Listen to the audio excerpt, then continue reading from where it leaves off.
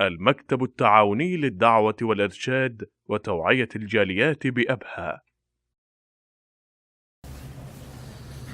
السلام عليكم ورحمة الله وبركاته.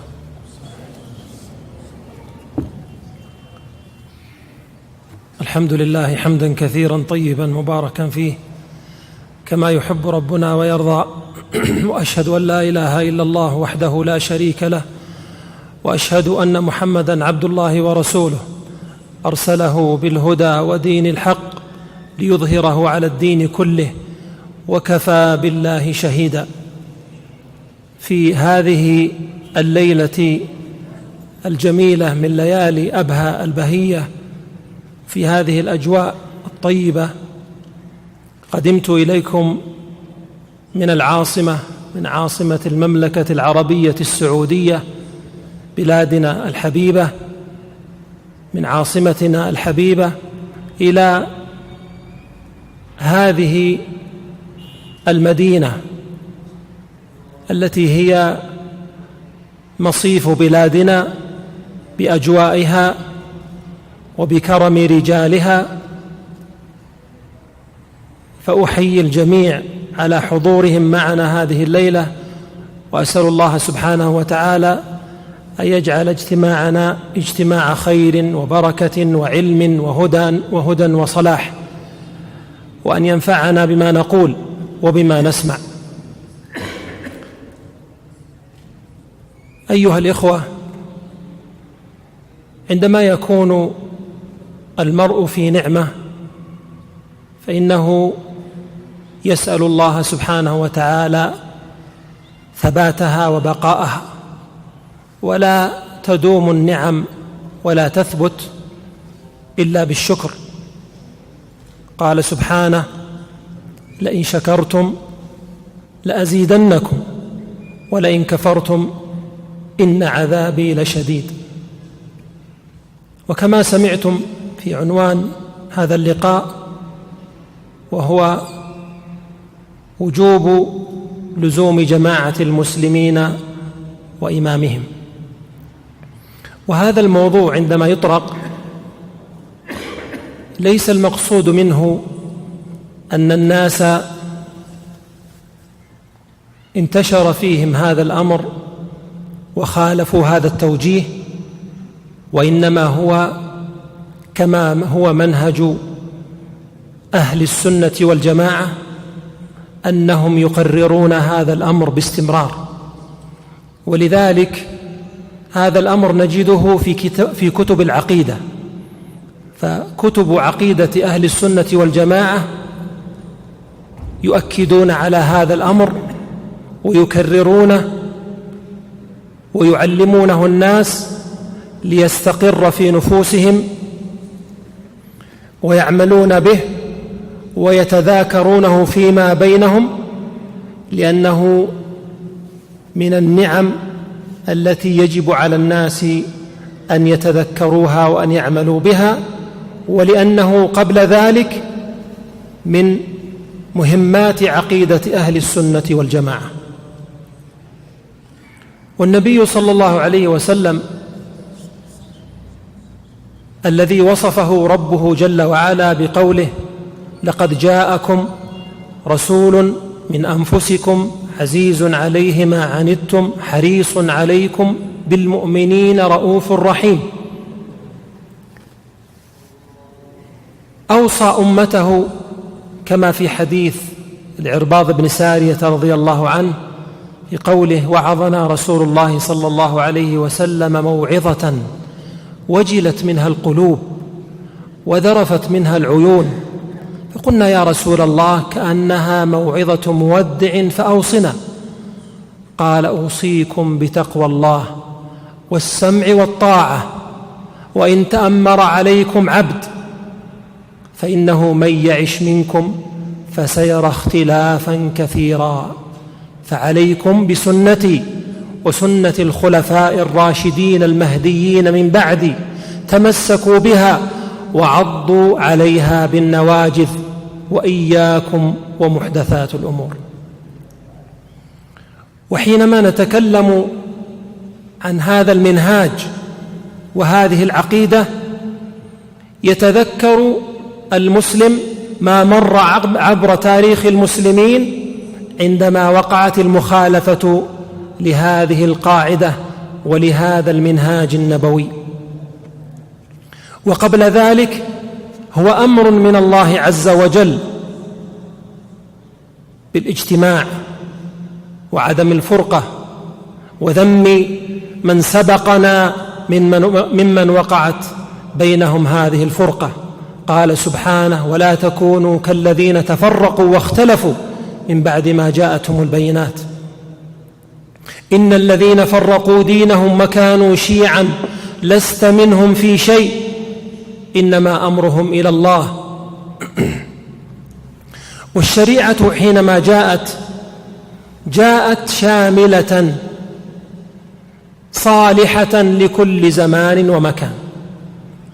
فحينما نظمت أمور العبادة فيما أمر الله عز وجل به من توحيده ومن أركان الإسلام الخمسة، بقية الأركان الخمسة في عبادات الناس وفي معاملاتهم وفي أمورهم وعلاقاتهم المختلفة، لم تغفل هذا الجانب وهو جانب الولاية وجانب الاجتماع والتحذير من الفرقة. ومن فضل الله سبحانه وتعالى على هذه البلاد أنها قامت على توحيد وسنة. وحينما نتأمل تاريخ بلادنا منذ قيامها الأول في عهد الدولة السعودية الأولى نعرف أنها قامت على التوحيد وعلى السنة. ومنذ ذلك التاريخ وعبر هذه الدول المتعاقبة، الدولة السعودية الأولى والدولة السعودية الثانية ثم الدولة السعودية الثالثة التي نعيش في ظلالها ولله الحمد، كل ذلك على هذا المنهاج في اجتماع كلمة وتحذير من فرقة ودعوة إلى لزوم جماعة المسلمين وإمامهم.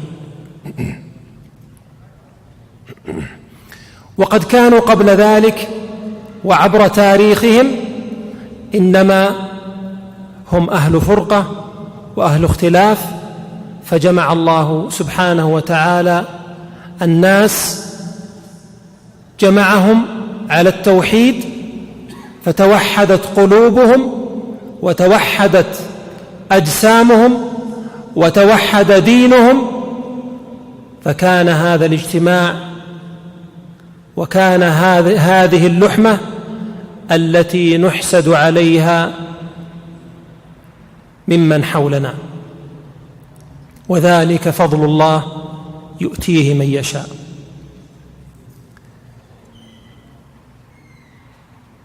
وسأذكر حديثا ذكره النبي صلى الله عليه وسلم إجابة لسؤال صاحب سره صلى الله عليه وسلم الصحابي الجليل حذيفة ابن اليمان.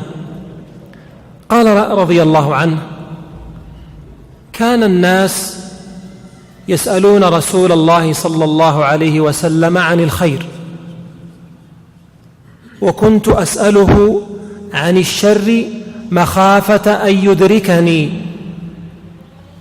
فقلت: يا رسول الله، إنا كنا في جاهلية وشر، إنا كنا في جاهلية وشر، فجاءنا الله بهذا الخير، يعني التوحيد وهذه الرسالة العظيمة وهذا القرآن والإسلام وهذه الشريعة، وما كان ويشير إلى الشر الذي كان فيه أهل الجاهلية من الشرك والفرقة والاختلاف والضعف، فجاء الله بهذا الخير. فهل بعد هذا الخير من شر؟ قال صلى الله عليه وسلم: نعم. قلت: وهل بعد ذلك الشر من خير؟ قال: نعم، وفيه دخن. قلت: وما دخنه؟ قال: قوم يهدون بغير هدي تعرف منهم وتنكر. والدخن إما أن يكون الغل والغش، يعني أن النفوس والقلوب ما تكون صافية، فيها غل، فيها غش، فيها عدم إخلاص. والدخان مثل الذي يكدر الجو، فلا يكون صافيا، لا يكون نقيا مثل ما كان في الخير الأول. قلت: فهل بعد ذلك الخير من شر؟ قال: نعم، دعاة على أبواب جهنم من أجابهم إليها قذفوه فيها. قلت: يا رسول الله، صفهم لنا. قال: هم من جلدتنا ويتكلمون بألسنتنا، يعني هم من أقوامنا، ولسانهم لساننا، وقد ينتسبون إلى الإسلام. قلت: فما تأمرني؟ السؤال من هذا الصحابي الجليل سؤال مهم عندما يدرك المسلم هذه الأحوال، يدرك ذلك الشر. ما هو الأمر النبوي للمسلم؟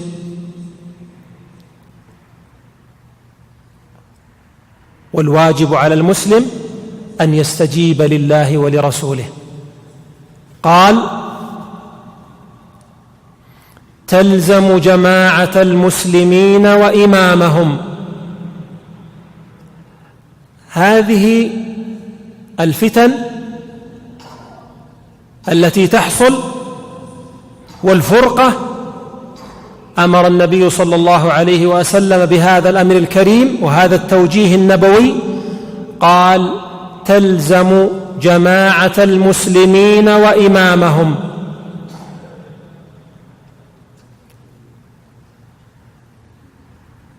قلت: فإن لم يكن لهم جماعة ولا إمام؟ قال: فاعتزل تلك الفرق كلها ولو أن تعض بأصل شجرة حتى يدركك الموت وأنت على ذلك. أخرجه البخاري في صحيح. هذا الحديث العظيم الذي يوجه المسلم في أحوال مختلفة، وهذا السؤال من هذا الصحابي الكريم رضي الله عنه، وحسن سؤاله للنبي صلى الله عليه وسلم في التعامل مع تلك الأحداث، هي وصايا نبوية وأوامر يجب علينا التزامها. ولذلك أخذ أهل السنة والجماعة بهذا الحديث وبغيره في لزوم جماعة المسلمين وإمامهم. لماذا؟ لأن الفرقة والاختلاف الذي يحصل إنما هو عذاب للأمة، فالاجتماع رحمة والفرقة عذاب. والاجتماع والجماعة إنما يكون كما ذكرت في الأديان وفي الأبدان، نجتمع على دين واحد. إن الذين فرقوا دينهم وكانوا شيعا لست منهم في شيء، إنما هو اجتماع على الدين، اجتماع على التوحيد، اجتماع على السنة. والأمر الآخر هو اجتماع أجسام وقلوب يجتمعون على إمامهم والجماعة لا تكون إلا بإمارة، والإمارة لا تكون إلا بطاعة. قال عمر بن الخطاب رضي الله عنه: إنه لا إسلام إلا بجماعة، ولا جماعة إلا بإمارة، ولا إمارة إلا بطاعة. ويقول عبد الله بن مسعود رضي الله عنه: يا أيها الناس عليكم بالطاعة والجماعة، فإنهما حبل الله الذي أمر به، وإنما تكرهون في الجماعة خير مما تحبون في الفرقة. وقد قرن الله عز وجل الأمر بالاعتصام بحبله والنهي عن التفرق. قال جل وعلا: واعتصموا بحبل الله جميعا ولا تفرقوا. والافتراق يكون بسببين: الأول البغي، الثاني التأويل. فإذا حصل البغي، وذلك يكون بأن يزيد الناس على ما أذن الله تعالى لهم به فيتجاوزون فيقعون في البغي، أو حصل بالتأويل، يؤولون النصوص على غير مراد الشارع، على غير مراد الله ورسوله، فيقعون في هذا الافتراق وفي تلك الفتن والبغضاء. ما هي أسباب الخروج عن الجماعة وعن إمام المسلمين؟ لماذا يقع هذا الأمر مع هذه النصوص الصريحة من كتاب الله عز وجل ومن سنة نبيه صلى الله عليه وسلم؟ وكما ذكرنا أنه عبر التاريخ حصل من الفتن على المسلمين ما يشهد به التاريخ من أنه أثر في قوة المسلمين، وجعل الأمم تتسلط عليهم وتقوى عليهم وتفرق جمعهم حينما وقع منهم هذا التقصير في جانب الاجتماع وجانب لزوم إمام المسلمين. أولها الجهل بما أمر الله به وأمر به رسوله صلى الله عليه وسلم في هذا الباب، ولذلك حصل تقصير في تدريس هذا الأمر وبيانه للناس، أصبحوا يسمعون القصص والأشياء الغريبة والأمور التي فيها الترغيب والترهيب، التي فيها الزهد، ولكن تأصيل هذا العلم الشرعي قل عند الناس، فوقع هذا التقصير ووقع هذا الزلل بسبب الوقوع في هذا الأمر، وهو الجهل بما أمر الله به وأمر به رسوله صلى الله عليه وسلم في هذا الجانب.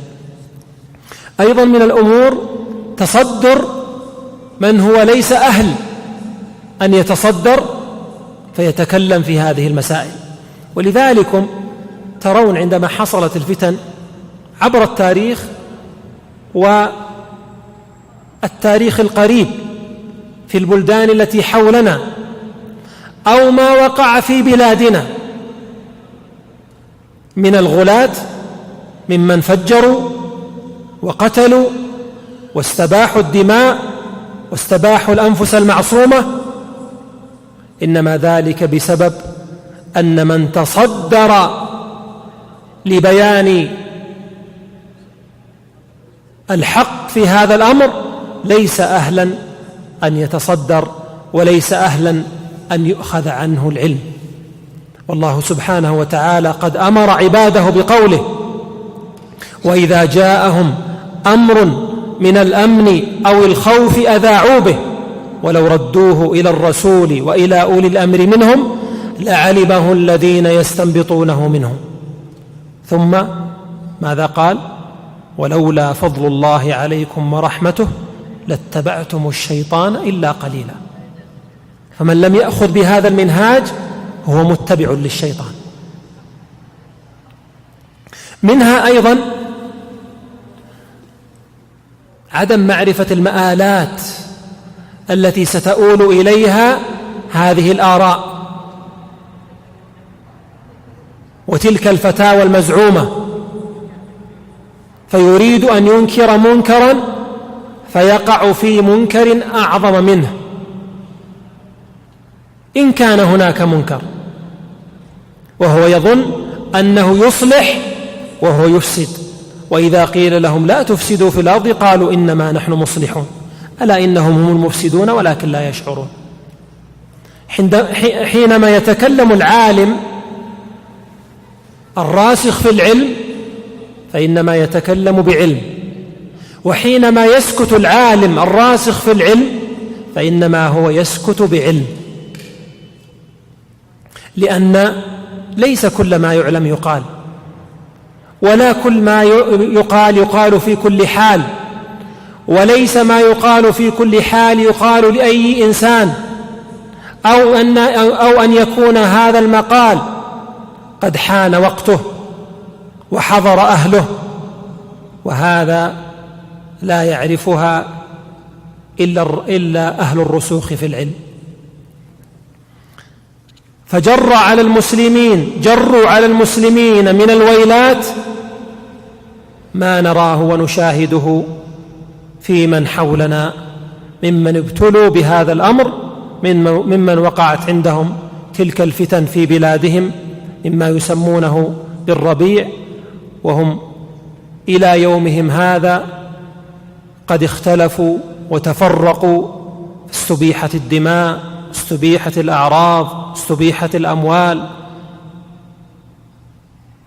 ونشكو إلى الله ما آل إليه حالهم، ونسأل الله سبحانه وتعالى أن يجمعهم على الحق. أيضا من الأسباب الدخول إلى مواقع ومواضع الفتن. يدخل الإنسان وليس معه زاد، والوصول إلى مواقع ومواطن الفتن لا يلزم أن يكون بالذهاب في هذا الوقت، لا يلزم بالذهاب إليها، وإنما هي تصلك عبر الوسائل الموجودة الآن، عبر وسائل التواصل. يتواصل الناس مع بعضهم البعض من مشرق الأرض إلى مغربها، ومن شمالها إلى جنوبها، ولا يحتاج أن يسافر ولا يذهب، فيقع أو يصل إلى تلك المواطن، مواطن الفتن التي تؤثر في عقيدته وتؤثر في منهجه الصحيح، منهج أهل السنة والجماعة، فيؤثرون فيه تأثيرا يبقى في نفسه، يخلخل ما عنده من الثوابت.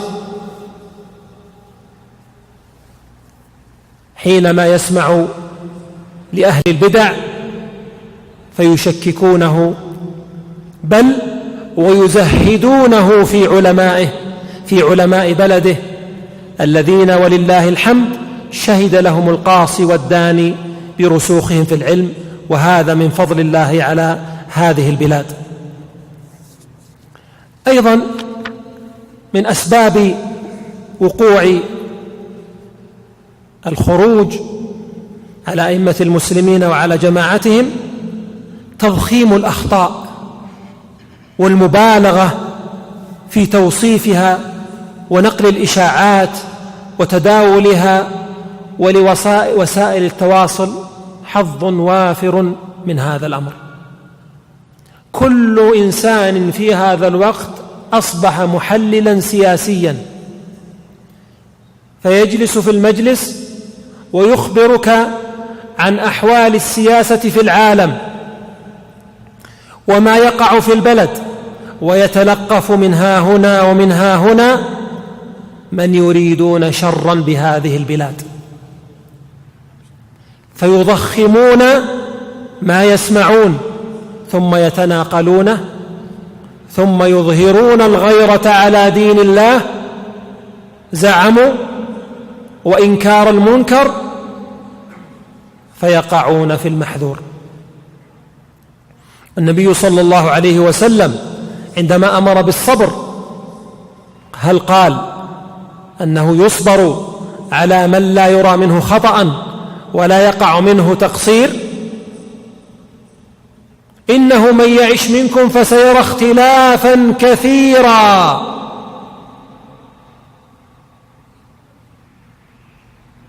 ولكنهم لا يعلمون، لأنهم تلقفوا فضخموا فنشروا فأشاعوا، ثم بنوا أحكامهم وبنوا تصرفاتهم وأقوالهم على ما وصلهم من هذه الأمور المضخمة وهذه الأمور التي بالغوا في وصفها، وقد يكون أصلها غير صحيح، وقد يكون جزء منها صحيح ولكنه على غير الوصف الذي وصف، وهكذا. ولو دخل الإنسان في هذه الأمور فلن ينتهي به الحال إلا أن يقع في هذه الأخطاء. أيضا من الأسباب الاستعجال وعدم الصبر، كما أمر النبي صلى الله عليه وسلم.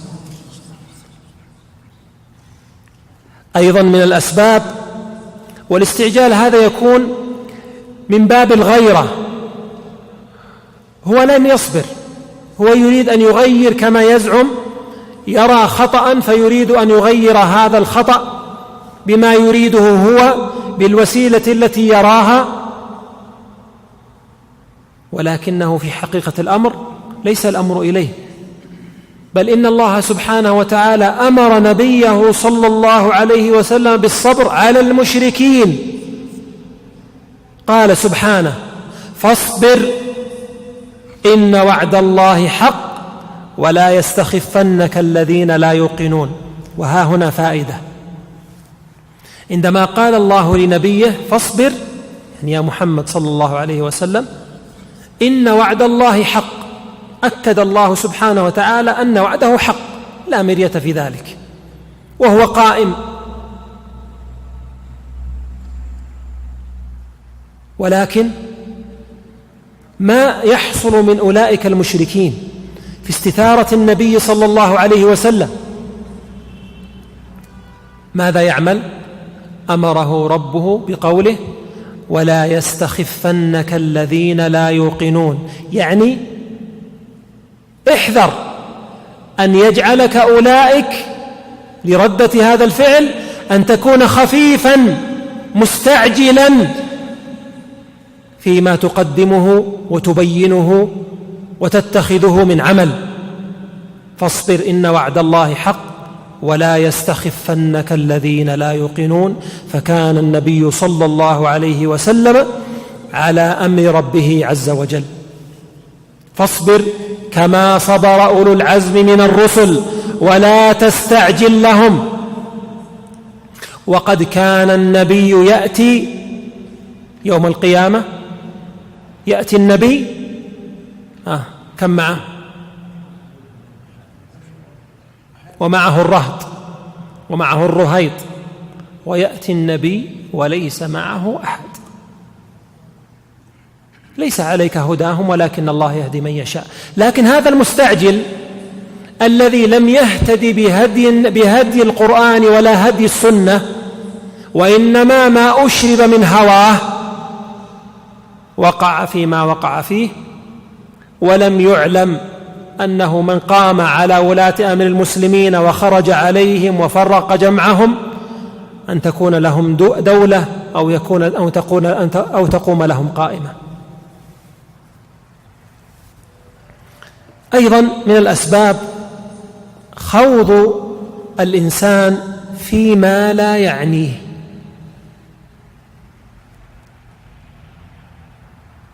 إذا خاض الإنسان أو تكلم الإنسان في غير فنه أتى بالعجائب.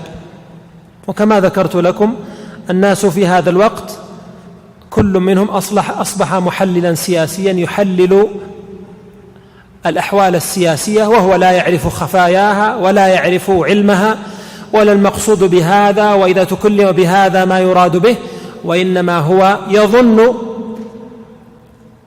أنه يفهم، وواقع الحال أنه ليس من أهل هذا الفن ولا من أهل هذا العلم، فيخوض فيما لا يعنيه فيقع في المحذور. يتكلم إما في معاهدات لا يعرف بواطنها ولا خفاياها ولا أصولها ولا أسبابها ولا الداعي إليها، فيتكلم فيما لا يعرف. والحكم على الشيء فرع عن تصور. عندما يأتي الفقيه، عندما يأتي المفتي فيسأل عن مسألة وهو لا يتصور هذه المسألة، هل يستطيع أن يجيب عليها؟ لا يستطيع، لا بد أن يفهمها فيرجعها إلى الأصول الشرعية، إلى أهل الأصول، إلى القواعد الشرعية، فيأخذ من تلك القواعد ومن تلك الأصول الشرعية ما يفتي به في هذه المسألة. أما إذا لم يتصور المسألة ولم يعرفها فلا يجوز له أن يفتي فيها، وهو عالم في الشريعة. فإذن من أسباب الوقوع في هذا المزلق الخطير هو خوض الإنسان فيما لا يعنيه من أمور لا يعرف أصلها ولا غاياتها.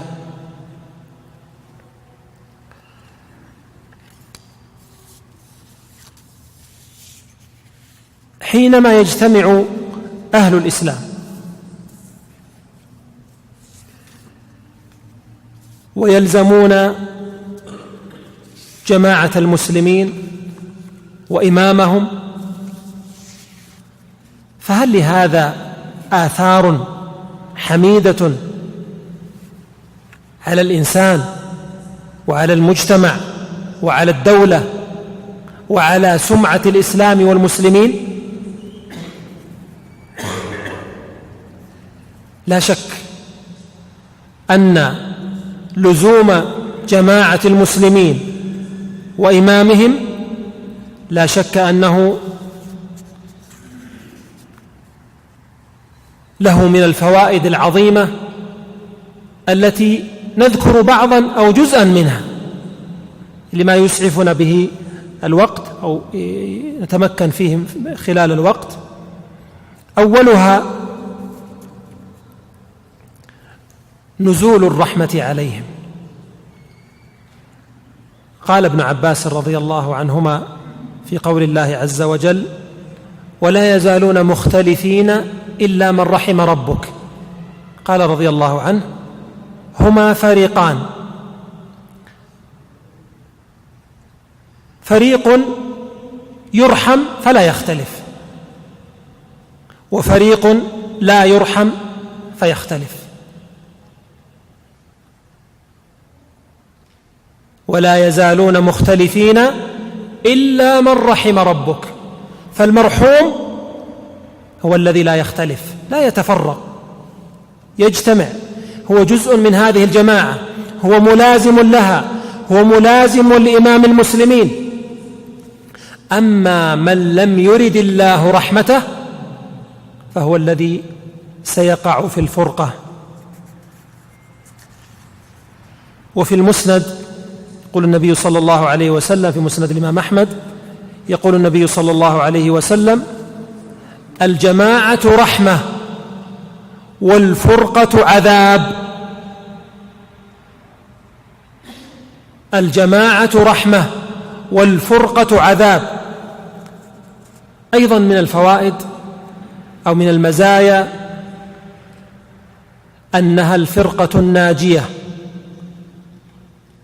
التي أخبر النبي صلى الله عليه وسلم عنها في حديث الافتراق المشهور المعروف، في قوله صلى الله عليه وسلم: افترقت اليهود على 71 فرقة، وفي لفظ كلها في النار إلا واحدة.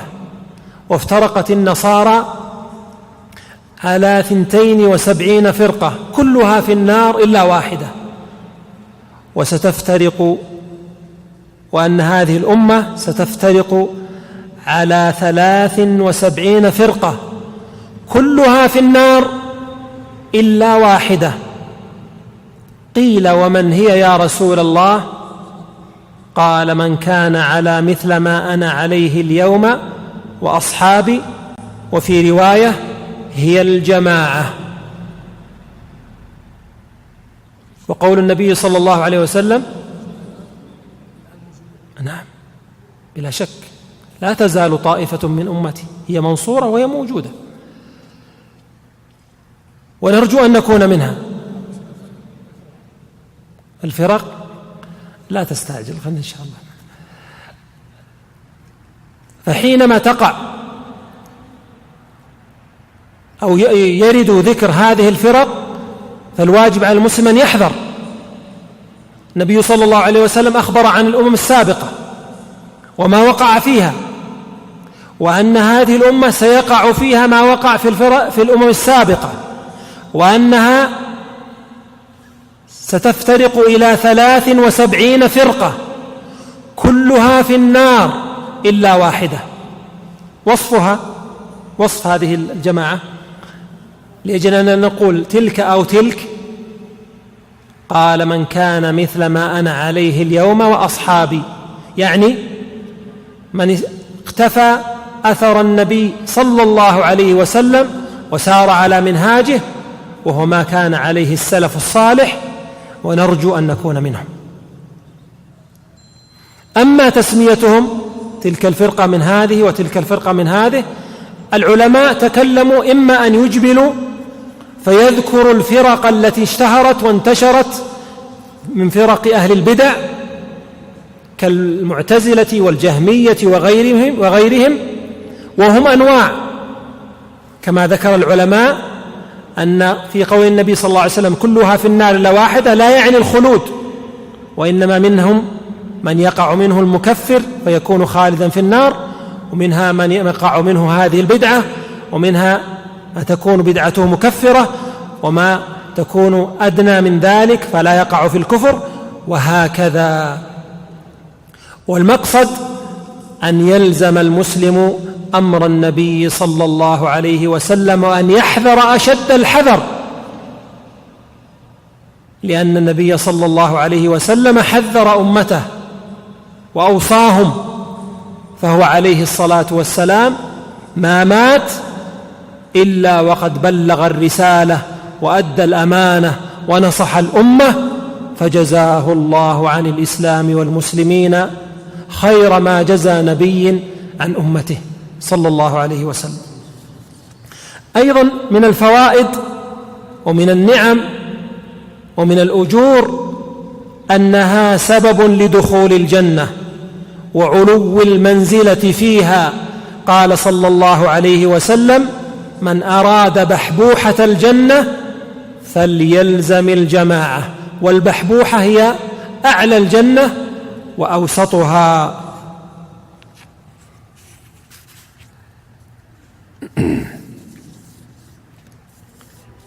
أيضا هي سبب لتطهير القلب من الغش والغل والحقد، وأيضا يكون للمسلم نصيب من دعوة آحاد المسلمين حينما يدعو للمسلمين. يقول النبي صلى الله عليه وسلم: 3 لا يغل عليهن قلب مسلم، لا يغل، أو في رواية لا يغل عليهن قلب مسلم: إخلاص العمل لله، ومناصحة ولاة الأمور، ولزوم جماعة المسلمين، فإن دعوتهم تحيط بهم من ورائهم. فهذه الدعوة التي يدعو بها آحاد المسلمين للمسلمين، حينما نلزم جماعة المسلمين فهذه الدعوة يكون لنا نصيب منها، فهي تحيط بجماعة المسلمين ولا تترك منهم أحدا، وذلك فضل عظيم من فضل الله سبحانه وتعالى على هذه الأمة. أيضا هي سبب لرضا الله عز وجل. قال صلى الله عليه وسلم: إن الله يرضى لكم ثلاثا: أن تعبدوه ولا تشركوا به شيئا، وأن تعتصموا بحبل الله جميعا ولا تفرقوا، وأن تناصحوا من ولاه الله أمركم.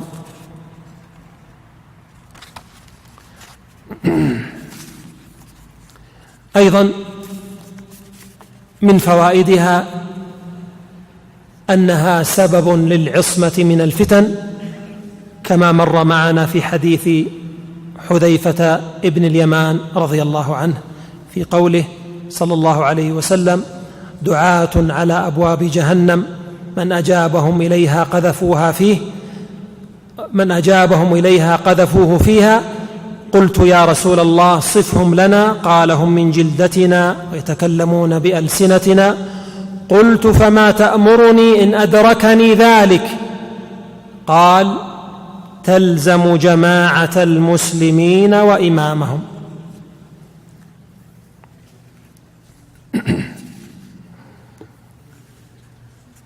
أيها الإخوة،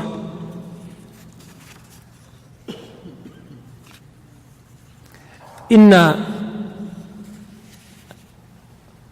الاجتماع على إمام المسلمين ولزوم هذا الأمر ولزوم جماعتهم إنما هو من مصالح العباد ومصالح العباد في الدنيا قبل الآخرة، وهو عز للأمة حينما ترى الاجتماع، وتفرح وسرور للأعداء حينما يرون الفرقة والاختلاف. وحينما نقول لزوم إمام المسلمين، ماذا يقتضي ذلك؟ مر معنا النصح له، والنصح مأخوذ من نصح اللبن، يعني كان خالصا لم يشبه شيء، صادق، فيه إخلاص، فيه صدق، فيه محبة، أن يصل هذا النصح صافيا يراد به وجه الله عز وجل. مقتضى هذا الأمر في لزوم إمام المسلمين اعتقاد ولايتهم، وأنهم أئمة المسلمين، أن ولي أمرنا في هذه البلاد هو خادم الحرمين الشريفين الملك سلمان بن عبد العزيز آل سعود. نعتقد ذلك ونتقرب إلى الله عز وجل بهذه العقيدة. أما أهل البدع ومن تأثروا بغير عقيدة السلف ومنهجهم فإنه عنده شيء من التردد، وهذا خلاف عقيدة أهل السنة والجماعة. نعم، نعتقد بولاية إمام المسلمين، وأنه واجب السمع والطاعة في غير معصية الله، استجابة لأمر الله وأمر رسوله صلى الله عليه وسلم. هذا من عقيدة المسلمين. نعم، هذا من عقيدة المسلمين، من عقيدة أهل السنة والجماعة، أن يعتقدوا بإمامة إمامهم وملكهم الذي ولي عليهم. يقول النبي صلى الله عليه وسلم: من خرج من الطاعة وفارق الجماعة فمات ميتة جاهلية. ما هي الميتة الجاهلية؟ هي ما كان عليه أهل الجاهلية، أنهم لا يسمعون ولا يطيعون، كل مجموعة لهم أمير، كل مجموعة لهم رئيس. ولذلك عد الإمام الجد المجدد الشيخ محمد بن عبد الوهاب رحمه الله من مسائل الجاهلية هذا الأمر، أنهم لا يسمعون ولا يطيعون ولا يجتمعون. أما أهل الإسلام فهم طاعة لله وطاعة لرسوله صلى الله عليه وسلم، يسمعون ويطيعون.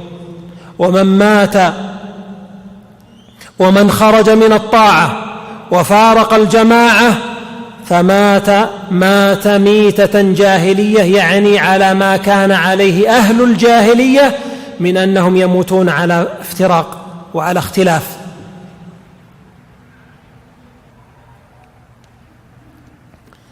أيضا من مقتضى لزوم إمام المسلمين طاعتهم في المعروف ظاهرا وباطنا، نظهر هذا الأمر ونعتقده. طاعتهم في المعروف، أما إذا كان في المعصية فلا سمع ولا طاعة، ولا ننزعن يدا من طاعة. ولكن ما هي المعصية؟ هل ما أقرره أنا أو ما ارتفع فيه الخلاف؟ إذا كان في المسألة خلاف ثم اختار الحاكم رأيا من الآراء التي عليها رأي لأهل الإسلام، فارتفع الخلاف هنا، وما رآه الحاكم هو الذي يعمل به، وإلا لأصبح الناس متفرقين. لو جاء رجل عند القاضي فحكم عليه القاضي في المسألة، قال: ولكني أرى خلاف ما رأيت في الحكم، أنت ترى أن تحكم علي بهذا وأنا أرى في المسألة خلاف وأرى الرأي الآخر، يأخذ القاضي برأيه ولا برأي المحكوم عليه؟ حكم الحاكم يرفع الخلاف، خلاص ما عاد في خلاف.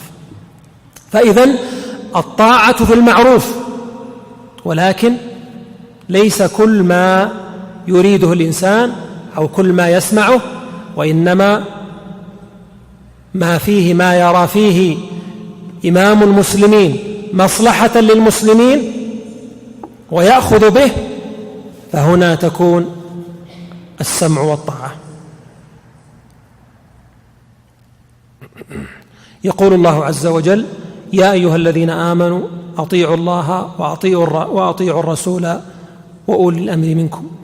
ويقول صلى الله عليه وسلم: السمع والطاعة حق على المرء فيما أحب وكره، ليس فقط فيما نحب، حتى ما يقع من أشياء نكرهها ولكن قد يكون فيها أمرا لا نعرفه، قد يكون فيه مصلحة لا نعرفها. السمع والطاعة حق على المرء فيما أحب وكره ما لم يؤمر بمعصية. أيضا من مقتضى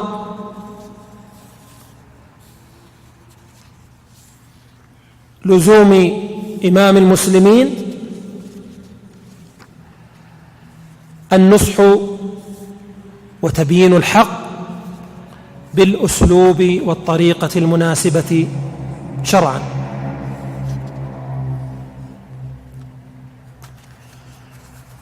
والنصح كما ذكرت أن يكون مستوفيا للشروط الشرعية.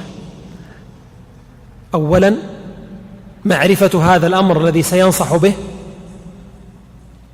وأصوله الشرعية وأدلته الشرعية، ثم الوسيلة المناسبة،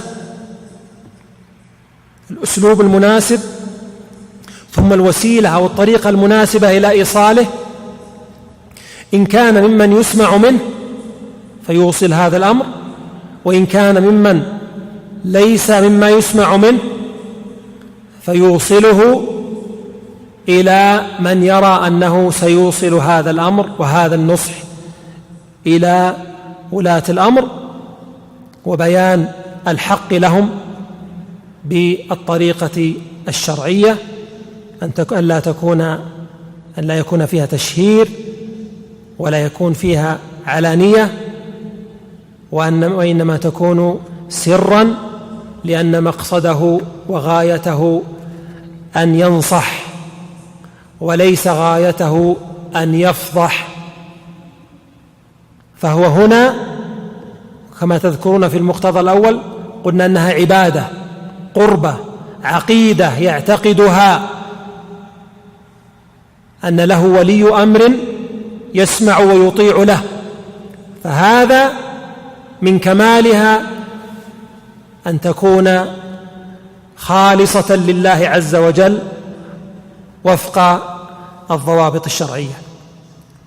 أيضا من الأمور التي هي من مقتضى لزوم إمام المسلمين تأليف القلوب على طاعتهم بالمعروف. تأليف القلوب، أن نؤلف القلوب على طاعتهم في المعروف وعلى تعظيم مكانتهم وقدرهم والذب عن أعراضهم والكف عن معائبهم إن وجدت، فهم بشر يخطئون كما يخطئ البشر، ولكن لمكانتهم ومنزلتهم في الولاية العظمى كان من مقتضى لزوم إمام المسلمين أن نؤلف القلوب عليهم، وهذا نتقرب به إلى الله عز وجل. لماذا؟ لأن القلوب إذا أحبتهم وسمعت لهم وأطاعت أصبحت البلاد في خير وأصبح الناس في خير، فاجتمعوا ولم يتفرقوا وبنوا وعبدوا ربهم عز وجل في خير وطمأنينة، وتواصوا بالحق وتواصوا بالمرحمة وتواصوا بالصبر. كل ذلك خير على الإنسان وخير على مجتمعه. أيضا من مقتضى ذلك عدم الخروج عليهم بأي وسيلة كانت، قولية أو فعلية، مباشرة أو غير مباشرة. بعض الناس مباشرة ممن ابتلوا بهذا الأمر، ممن يكيدون لهذه البلاد كيدا، ونسأل الله سبحانه وتعالى لا يكون أحد منهم في هذه البلاد في بلادنا، ولكنهم خرجوا على ولاة الأمر بوسائل مختلفة، يظهرون النقائص ويظهرون الأخطاء بطريقة مباشرة أو غير مباشرة، والله سبحانه وتعالى يعلم السرائر، وسيحاسب كل إنسان على ما في قلبه. ولكن عدم الخروج على ولاة الأمر إنما هو من منهاج أهل السنة والجماعة، بل إنهم يحذرون ممن يعلمون منه ذلك أو يرون منه أمرا أو قولا يشير إلى هذا الأمر، وهذا من النصح لولاة أمر المسلمين. ولكن لا يكون ذلك بالظن وإنما باليقين، فعندما نعرف أن أحدا مفسدا يريد شرا بهذه البلاد نعرف ذلك ونتيقنه، فمن الواجب علينا نصحا لولاة أمرنا ونصحا لجماعة المسلمين ونصحا لأبنائي وبناتي وأهل هذه البلاد ألا نسكت على أولئك. أيضا من مقتضى لزوم إمام المسلمين أئمة المسلمين الدعاء لهم، والدعاء فيه خير للداعي وخير لمن دعي له. أليس جاء عن النبي صلى الله عليه وسلم أن الملك يؤمن على دعاء الداعي إذا دعا لأخيه بظهر الغيب؟ فما بالك إذا دعا لولي أمر المسلمين، لأن بصلاحه صلاح الأمة. أنت تدعو له بالصلاح، تدعو له بالهداية، تدعو له بالتوفيق، تدعو له بالخير، وذلك من آثار النصح، من آثار صفاء القلب، من آثار اعتقاد ولايته، وأنها دين تتقرب به إلى الله عز وجل. وقد كان الإمام أحمد والفضيل بن عياض رحمهما الله كانوا يدعون ويقولون كما يقول الإمام أحمد: لو أعلم أن لي دعوة مستجابة لجعلتها للسلطان، لأن بصلاحه صلاح الناس. أما صلاحي أنا فلنفسي، أما صلاح الأمير أو صلاح السلطان أو صلاح الملك أو صلاح الحاكم فهو صلاح للأمة. يقول عثمان بن عفان رضي الله عنه: إن الله لا يزع بالسلطان ما لا يزع بالقرآن. ففي صلاحهم صلاح الأمة وخير لها، وذلك من توفيق الله سبحانه وتعالى لمن وفق لهذا الأمر. أيضا من مقتضيات ذلك الصبر عليهم إن حصل منهم شيء يوجب ذلك، لأن بعض الناس يظن أن السمع والطاعة في الأمور العادية التي لا تحتاج إلى صبر، وعندما يتغير بعض الأمور فلا يتحمل ويظن أن السمع والطاعة فقط فيما وافق هواه أو ما وافق ما يريد أو لم يكن عليه شيء من التكاليف، وهذا غير صحيح. الصحابة بايعوا النبي صلى الله عليه وسلم على السمع والطاعة في المنشط والمكره، في العسر واليسر، وعلى أثرة علينا، وعلى أن لا ننازع الأمر أهله، يعني ولاة الأمور، في المنشط والمكره، في العسر واليسر، في أثرة وعلى أثرة علينا. ما هي الأثرة؟ نريد جواب من الأخوان عشان أرتاح شوي ويتحرك الله. الأثرة هي الاستئثار، يعني استأثر بشيء لنفسه أو لمن يريد. هذا شرعي. النبي صلى الله عليه وسلم قال: وعلى أثر، بايع النبي صلى الله عليه وسلم وعلى أثرة علينا، يستأثر بشيء إن وجد هذا الأمر. شو الموقف الشرعي؟ السمع والطاعة، وهذه هي الغيرة الصحيحة على دين الله. لماذا؟ لأن من أراد هداية الناس على غير منهاج محمد بن عبد الله صلى الله عليه وسلم فليس على الهدى، ولو أظهر من الأعمال ما أظهر.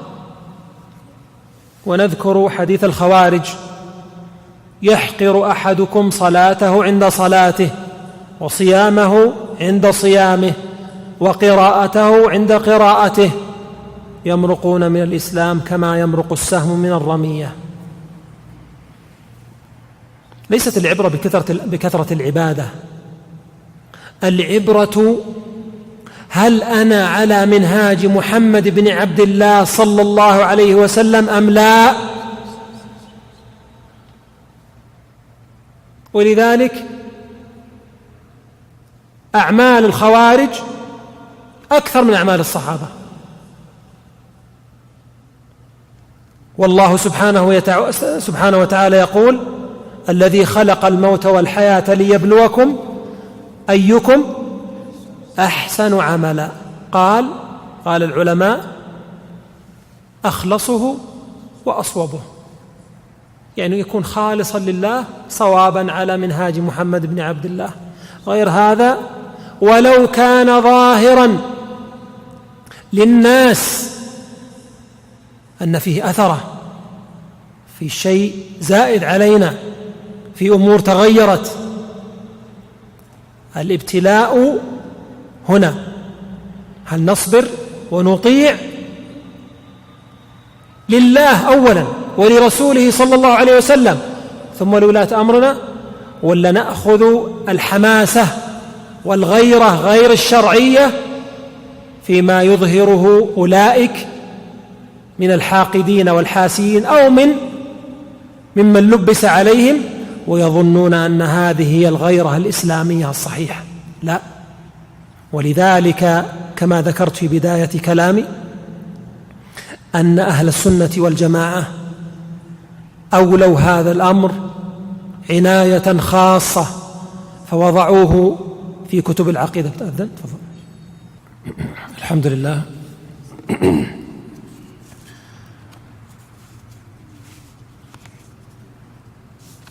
عندما حرص أهل السنة والجماعة في كتب العقيدة على أن يبينوا هذا الأمر البيان الواضح الجلي، إنما هو من نصحهم لهذه الأمة أن يكونوا على وفق منهاج محمد بن عبد الله صلى الله عليه وسلم، وأن يعصمهم الله سبحانه وتعالى من الفتن، لأن الفتن إذا وقعت عرفها العلماء، فإذا أدبرت عرفها الناس كلهم، ولكن بعد فوات الوقت. فحينما يكون المسلم على دراية ومعرفة بما يعصم من الفتن ويؤكد هذا الأمر بلزوم جماعة المسلمين ووجوب هذا الأمر، وأن الخروج عليهم، الخروج عن الجماعة وعن إمام المسلمين أنه من كبائر الذنوب، فإنه يحتاط لنفسه، يحتاط لدينه، ويعرف أنه سيحاسب على هذا الأمر، ويتعلم ما يجب عليه أن يتعلمه في هذا الأمر المهم الخطير، ويحذر أيضا مما قد يقع ممن يلبس في هذا الأمر. وحذيفة رضي الله عنه حينما سأل النبي صلى الله عليه وسلم وأجابه النبي صلى الله عليه وسلم كان يسأل بعد الخير هل بعد هذا الخير من شر، هل بعد هذا الشر من خير، ثم قال: صفهم لنا. فأخذ الوصف ليعمل به فيجتنب أولئك، ثم قال: فما تأمرني؟ وأخذ التوجيه حينما تقع مثل تلك الفتن أو قريبا منها أو ما يؤول إليها. فقال له النبي صلى الله عليه وسلم ووجهه هذا التوجيه الكريم الناصح لأمته صلى الله عليه وسلم: تلزم جماعة المسلمين وإمامهم. فلذلك كان حذيفة رضي الله عنه يسألونه عن الفتن، وهو صاحب سر رسول الله صلى الله عليه وسلم، وكان يعرف أسماء المنافقين. وقد سأله عمر رضي الله عنه: هل عدني رسول الله صلى الله عليه وسلم منهم؟ قال: لا، ولا أزكي بعدك أحدا. فهو رضي الله عنه من خلال سؤاله للنبي صلى الله عليه وسلم رسم هذا المنهاج الذي أخذ به علماء أهل السنة والجماعة وأكدوا عليه مع الأدلة من كتاب الله ومن سنة نبيه صلى الله عليه وسلم في هذا الأمر المهم. ختاما، ما تنعم به هذه البلاد المملكة العربية السعودية من اجتماع، الجماعة ولله الحمد موجودة، هي جماعة أهل هذه البلاد، وإمامهم نسأل الله سبحانه وتعالى أن يمده بنصره وتوفيقه، وأن يرزقه البطانة الصالحة الناصحة التي تدله على الخير وتعينه عليه. إمام المسلمين في هذه البلاد هو خادم الحرمين الشريفين الملك سلمان بن عبد العزيز، وسمو ولي عهده الأمير محمد بن سلمان بن عبد العزيز. هؤلاء هم ولاة الأمر في هذه البلاد. وجماعة المسلمين في هذه البلاد هي المملكة العربية السعودية، هم جماعة المسلمين في هذه البلاد. ولسائل أن يسأل: أليس الواجب أن يكون لجميع المسلمين إمام واحد وخليفة واحد؟ وهو ما قد يثيره بعض من يثير الشبه. وللإجابة على هذا الأمر فقد تكلم على هذه المسألة الإمام الشوكاني والجد المجدد الشيخ محمد بن عبد الوهاب بأنه قد انعقد الإجماع بعد القرون المفضلة من بعد الإمام أحمد بن حنبل أنه لم يجتمع المسلمون على إمام واحد أو خليفة واحد. ومع ذلك فأقر علماء المسلمين أن كل أهل بلد إذا كان لهم أمير واجتمعوا عليه وكان السمع والطاعة له وكانت لهم جماعة ومنعة، فإنهم بذلك يكونون جماعة للمسلمين وإمامهم إماما لهم، يجب عليهم السمع والطاعة. وهذا قد انعقد عليه إجماع المسلمين. أما من يشغب في هذا الأمر ويقول لا سمع ولا طاعة إلا أن يكون خليفة، هناك خليفة للمسلمين لجميع المسلمين، فهو قريب ممن ينتظر خروج المهدي، حتى كما في عند بعض الطوائف فإنهم يعطلون كل شيء حتى يخرجوا مهديهم المنتظر الذي هو ينتظرونه. أما أهل السنة والجماعة فإنهم يسمعون ويطيعون لمن ولاه الله أمرهم في بلادهم، ويتقربون إلى الله عز وجل بهذا العمل ويعتقدونه، وأنه قربة لله عز وجل، طاعة لله وطاعة لرسوله صلى الله عليه وسلم. أيها الإخوة، وكما ذكرت نحن في هذه البلاد ننعم بنعم كثيرة عظيمة، أعظمها وأجلها نعمة التوحيد، إفراد الله عز وجل بالعبادة، فهي أعظم الحسنات التي نرجو ثوابها عند الله عز وجل. فلا أعظم ولا أجل ولا أشرف أن تكون موحدا لله عز وجل مخلصا له جل في علاه، ثم بعد ذلك أن نكون متبعين لسنة محمد بن عبد الله نبيه الكريم صلى الله عليه وسلم، ثم نكون على منهاج خلفائه الراشدين والأئمة المهديين الصحابة والتابعين ومن تبعهم بإحسان إلى يوم الدين.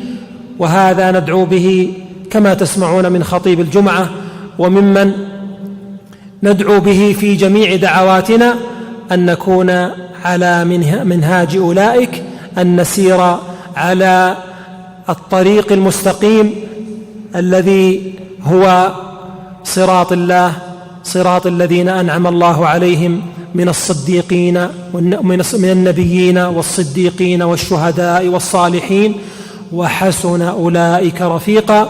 نقول ذلك في صلواتنا في كل ركعة: اهدنا الصراط المستقيم.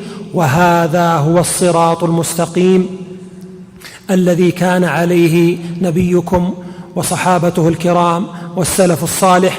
أسأل الله سبحانه وتعالى أن يجعلنا وإياكم هداة مهتدين غير ضالين ولا مضلين، وأن يسلك بنا جميعا صراطه المستقيم، وأن يقينا شر الفتن ما ظهر منها وما بطن، وأن يصلح ولاة أمرنا، وأن يوفقهم لما يحب ويرضى، إنه سبحانه خير مسؤول. وصلى الله وسلم وبارك على عبده ورسوله نبينا محمد وعلى آله وأصحابه وأتباعه إلى يوم الدين، والحمد لله رب العالمين.